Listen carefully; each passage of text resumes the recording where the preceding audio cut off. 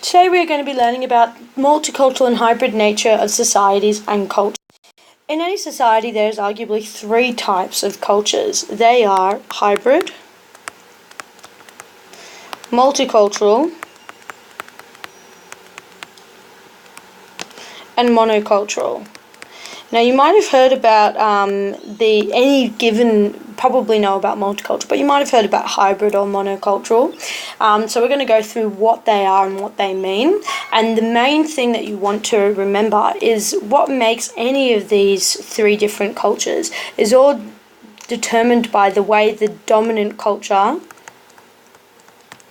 interacts with other cultures.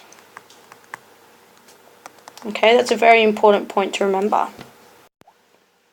How this occurs is by the process. Now, there are three ways that form either a multicultural, a hybrid, or a monocultural society.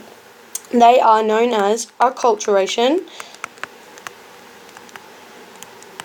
enculturation,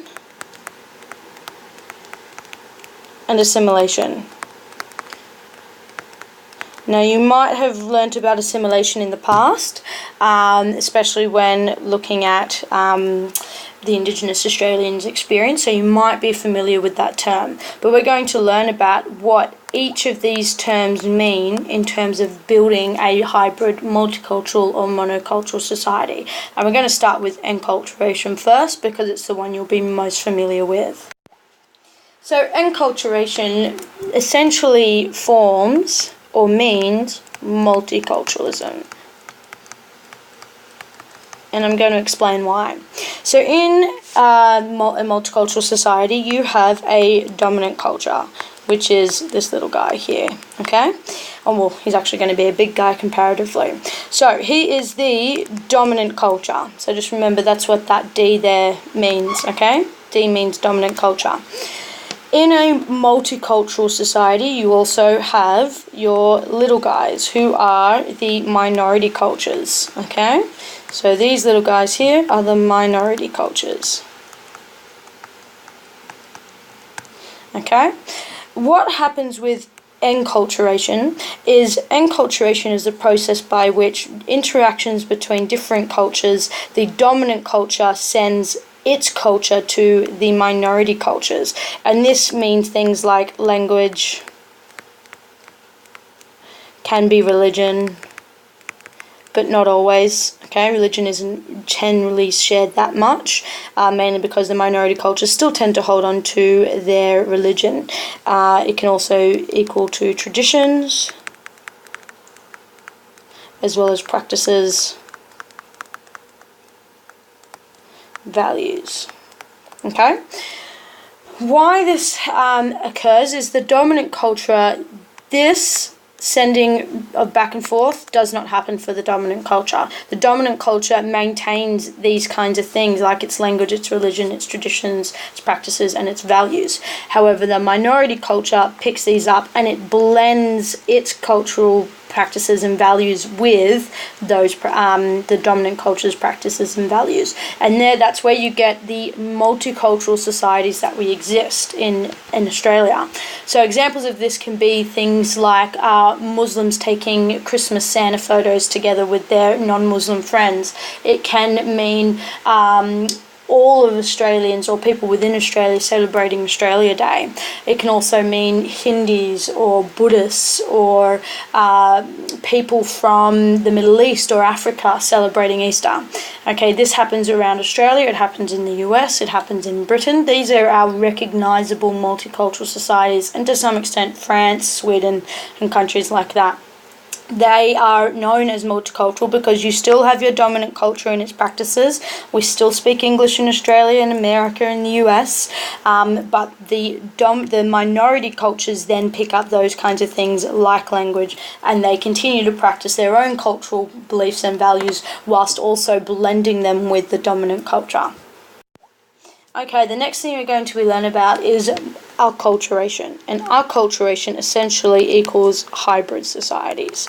And again, this comes down to the way that the dominant culture interacts with and allows for that transference of culture. So in hybrid societies, you still tend to have a dominant culture, although this dominant culture is less obvious. Okay, and we'll find out in a second why that is the case. And you still have your minority cultures as well. Okay, the difference between the process of enculturation or the groups of societies that have multicultural societies is the way in which this dominant culture sends, but also allows for that transference of culture. So in a hybrid society, you will have that dominant culture, and most likely language will still remain as the same, but what you will find is that there are aspects of the language that have taken up from the minority culture. So in places like New Zealand, for instance, they will still speak English, but they will incorporate words from the Maori language into English. And you will see this when you speak to New Zealand, people from New Zealand. They tend to integrate Maori words into their own language, and that is a form of hybrid culture. So the transference really does come from things like religion, cultural practices, beliefs. Oh, spelled that one wrong. Wipe that out. So beliefs and values. A really great example of this is somewhere like Hawaii. If you've never been there before, even if you have, you might have noticed that there's a lot of Japanese culture within Hawaiian culture, and there's kind of that blending and mixture of this kind of nature, spiritualness of the Hawaiian culture integrated and mixed with the Japanese culture. You see a lot of like kawaii or like characters that really do kind of coexist within Japan only, that really do exist in Hawaii. A good example of this, if you ever go there looking at the buses, there's lots of kawaii characters, which essentially just means cute characters, all over Hawaiian buses. And then you've got that third culture, which is American, but arguably it's not the dominant culture in Hawaii. There's aspects of American culture there, but Japanese and Hawaiian cultures is the main ones. And that's where that kind of idea that the dominant culture is not that obvious, because you kind of got three almost dominant cultures in the same one, and that's what kind of leads to that hybrid ability, the ability to transfer and send cultures at the same time. So you haven't just got one culture sending its information as we did for enculturation and multicultural societies. You've actually got the minority culture sending and receiving, which then leads to that hybrid culture where the dominant culture is less obvious. Okay, so the last one we're going to learn about today is assimilation. And as I said previously, you might already be familiar with this term when learning about Indigenous Australians last year. So assimilation, as you probably have already guessed, equals a monoculture. And if you're already familiar with the term assimilation, you might understand why that is the case. So assimilation or monocultures really do have that dominant culture, and I'm going to draw him much bigger than every other culture, and there's a main reason why. It's because in the societies where you have a assimilation process of assimilation process of creating a culture, the dominant culture is dominant in all senses of the term, because what they do is they not only send their cultural information to the minority cultures that we have here, but what they do is they force their culture onto the minority cultures. So what happens is, in this process, they're still sending their language, their beliefs, their values, all that kind of stuff that were in the other ones as well. But by this process here of them sending that information, and by the way in which the dominant culture actually behaves and brings about that kind of transfer of culture, what this means then is that this minority culture here actually loses its culture. Okay, so examples of this is Australia in the early 19th, 20th century, where they were forcing Indigenous Australians to give up their language, to give up their cultural beliefs, and everything in terms of what made people Indigenous. And you can see this today where there is a loss of Indigenous language. A lot of Indigenous Australians no longer follow their cultural beliefs, and they're now things like Christian. Another example of this could be places like North Korea.